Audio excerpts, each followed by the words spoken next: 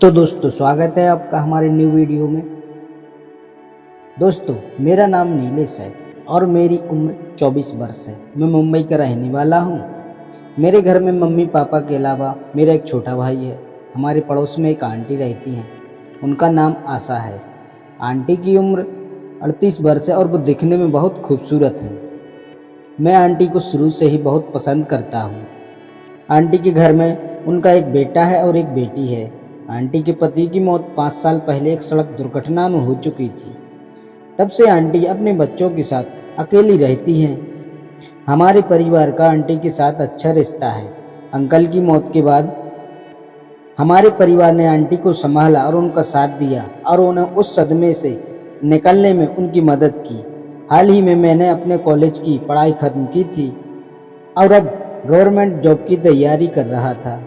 शाम को जिम में जाता हूँ क्योंकि मुझे बॉडी बनाने का बहुत शौक है और मैं अपनी सेहत का बहुत ध्यान रखता हूँ। एक दिन आंटी ने मुझे दिन में बुलाया और उनके साथ मार्केट चलने को पूछा। उन्हें वहाँ से कुछ सामान लेना था।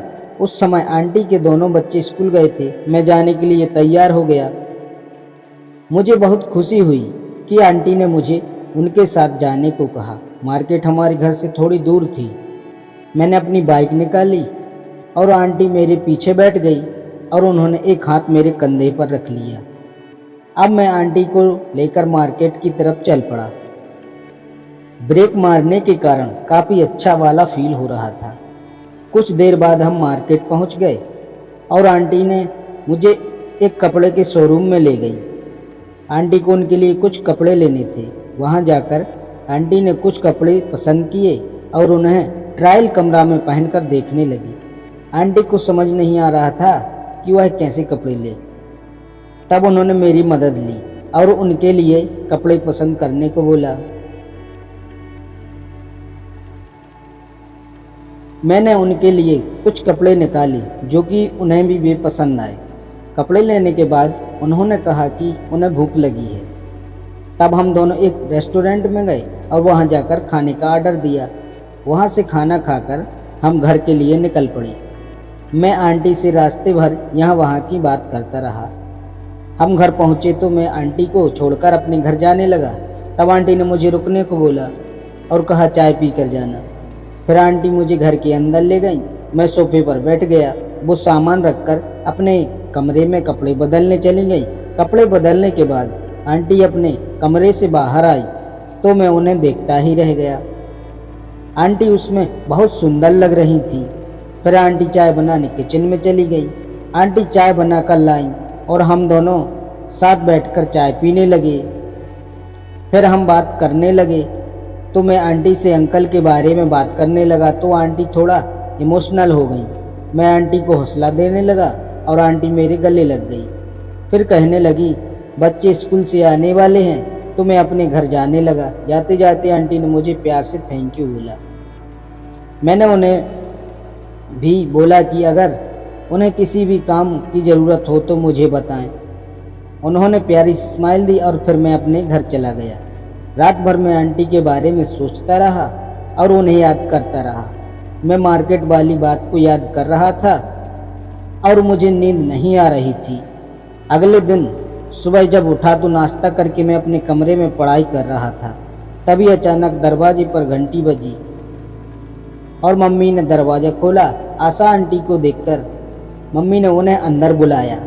आंटी मम्मी से कहने लगी कि आज उनके बच्चों के स्कूल में मीटिंग है और वे थोड़ा लेट हो गई हैं तो मुझे साथ ले जाने के लिए पूछने लगी। मम्मी ने मुझे आंटी के साथ जाने को बोला। मैं आंटी को देखकर खुश हो गया और मैंने उनको देखता ही रह गया।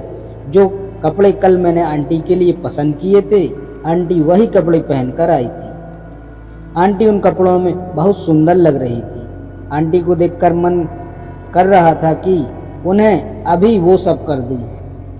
फिर आंटी ने बोला थोड़ा जल्दी चलो तो मैंने अपनी बाइक निकाली और आंटी पीछे बैठ गई। मैं बोला आंटी आप बहुत खूबसूरत लग रही हो। आंटी अपनी तारीफ सुनकर खुश हो गई और प्यार से मुझे थैंक यू बोला। कुछ ही देर में हम स्कूल पहुंच गए। आंटी मुझे अपने साथ अंदर ले गई।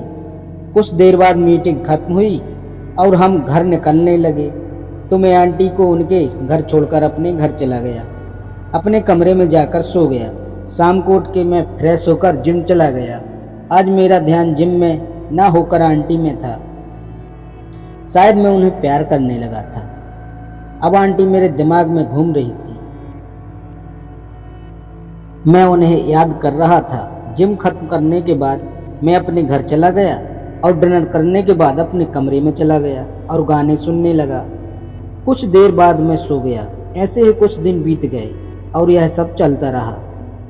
कुछ दिन बाद हमारे परिवार को एक शादी में शहर से बाहर जाना था। हमने ट्रेन से जाने का फैसला किया, लेकिन ट्रेन की सभी सीटों की एडवांस बुकिंग की वजह से केवल 3 वेटिंग के टिकट ही मिले। तब मैं घर पर रुक गया और बाकी सब लोग शादी में चले गए। लेकिन जाने से पहले मम्मी ने आशा आंटी को मुझे खाना देने के लिए बोल दिया था। उसके बाद मैं शाम को जिम चला गया। जिम खत्म करने के बाद मैं घर आया। तब तक रात हो चुकी थी। तभी आशा आंटी का फ़ोन आया। उन्होंने मुझे अपने घर खाना खाने के लिए बुलाया। मैं अपनी बाइक लेकर आंटी के घर चला गया और घंटी बजाई। आंटी ने दरवाज़ा खोला। उन्होंने लाल रंग की नाइटी पहनी थी। मैं आंटी को देखता ही रह गया। आंटी उसमें बहुत ही सुंदर लग रही थी। उन्होंने मुझे अंदर आने को बोला। मैं अंदर आया। आंटी ने बोला, तुम बैठो, मैं खाना लगाती हूँ। फिर हम सब ने साथ में बैठकर खाना खाया। मैं बच्चों के साथ बैठकर टीवी देखने लगा। टाइम देखा तो रात के 10:30 हो चुके थे। तब मैंने आंटी से बोला, मुझे घर चलना चाहिए। आंटी बोली, नीलेश, आज रात तुम यहीं रुक जाओ। हमारे साथ ही तुम्हारे घर वाले शादी में शहर से बाहर गए हैं। तुम अकेले घर पर क्या करोगे? उनकी बात सुनकर मुझे अंदर से बहुत खुशी हुई। अब मेरे दिल में लड्डू फूटने लगे। पर मैंने आंटी के सामने नाटक किया और बोला, आप लोगों को मेरी वजह से दिक्कत होगी। आंटी बोली, हमें कोई दिक्कत नहीं होगी, तुम आराम से यहीं रुक जाओ। मैं आंटी की बात मानकर उनके घर रुक गया। एक कमरा बच्चों का था। तब आंटी ने बोला, नीलेश, तुम मेरे कमरे में सो जाओ। उनके दोनों कमरों में एसी लगा है। मेरी खुशी का कोई ठिकाना नहीं रहा। मैं कब से इस पल का इंतजार कर रहा था। तभी मैं आंटी के कमरे में सोने चला गया और बेड की एक साइड लेट गया। थोड़ी देर बाद आंटी रसोई का काम खत्म करके कमरे में आई और लाइट बंद करके मेरे साथ बेड पर लेट गई। मेरे साथ आशा आंटी सो रही हैं। मुझे यकीन नहीं हो रहा था। मैं खुशी के मारे पागल हुआ जा रहा था। इस मौके को मैं अपने हाथ से जाने नहीं देना चाहता था। कुछ देर बाद जब मुझे लगा कि आंटी गहरी नींद में सो गई है, तो मैंने जानबूझकर अपना हाथ उनके ऊपर रख दिया तो आंटी एकदम से जाग गई। मैं सोने का नाटक करने लगा। डर के मारे मेरी हिम्मत नहीं हो रही थी। कुछ देर बाद मैं सो गया। जब सुबह आँख खुली तो आंटी किचन में नाश्ता बना रही थी। मैं आंटी के सामने जाने से डर रहा था कि कहीं आंटी को कल रात वाली बात पता लग गई तो आंटी मम्मी को बता देगी। जब मैं फ्रेश होकर बाहर आया तो आंटी ने मुझसे कहा, नीलेश, तुम उठकर फ्रेश हो गए हो तो ब्रेकफास्ट कर लो। आंटी के बर्ताव को देखकर समझ गया कि आंटी को कल रात के बारे में कुछ नहीं पता। तब तक आंटी के बच्चे भी स्कूल जा चुके थे। मैं आंटी के घर ही टीवी देखने लगा। आंटी भी अपना काम खत्म करके मेरे साथ आकर बैठ गई। अब आंटी का बर्ताव भी कुछ बदला हुआ लग रहा था। मैं और आंटी यहाँ वहाँ की बातें करने लगे। आंटी ने पूछा, तुम्हारी कोई गर्लफ्रेंड है? मैं अचानक आंटी के मुंह से ऐसी बात सुनकर चौंक गया। मैंने आंटी से कहा, ऐसी कोई मिली ही नहीं। तब आंटी ने पूछा, कैसी गर्लफ्रेंड चाहिए तुम्हें? तब मैंने कहा, बिल्कुल आप जैसी। आंटी हंसकर बोली, मुझे ही गर्लफ्रेंड बना लो, फिर मेरे जैसी गर्लफ्रेंड कहीं नहीं मिलेगी तुझे। मैं आंटी की बात सुनकर 7वें आसमान में था। मैंने भी तुरंत हाँ कर दिया। आशा आंटी को बोला, मैं आपको बहुत पसंद करता हूँ आंटी।